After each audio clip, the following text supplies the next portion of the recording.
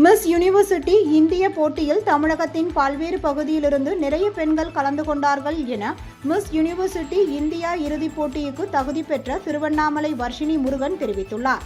இது தொடர்பாக செய்தியாளர்களை சந்தித்து பேசிய அவர், மிஸ் யூனிவர்ஸ் இந்தியா இறுதிப் போட்டிக்கு தகுதி பெற்றுள்ளதாகவும், அடுத்த மாதம் ஜெய்ப்பூரில் நடைபெறவுள்ள மிஸ் யூனிவர்ஸ் இந்திய இறுதிப் போட்டியில் பங்கு பெறுகிறேன் என்றும் தெரிவித்தார்.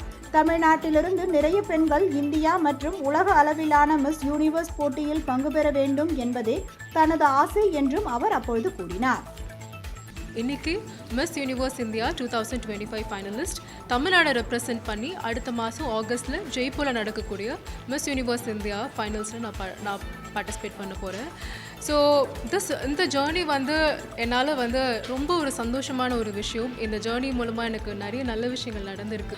வெளியே இருக்கக்கூடிய பெண்களுக்கு நிறைய கனவுகள் இருக்கும். கண்டிப்பாக ஒரு சின்ன ஊர்லேருந்து வர உனக்கு பெரிய கனவுகள் எதற்கு அப்படின்னு நிறைய பேர் கேட்டிருக்காங்க. அதெல்லாம் தாண்டி இன்றைக்கி நான் நிற்கிறேன். ஸோ என்ன மாதிரி உங்களுக்கும் நிறைய கனவுகள் இருக்கலாம். உங்களோட கனவுகளை ஃபாலோ பண்ணுங்கள். கட்டாயம் அதுக்கான ஒரு பலன் நிச்சயமாக நடக்கும். இன்றைக்கி என்னால் இங்கே நிற்க முடியுதுன்னா உங்களாலையும் கட்டாயம் நிற்க முடியும்.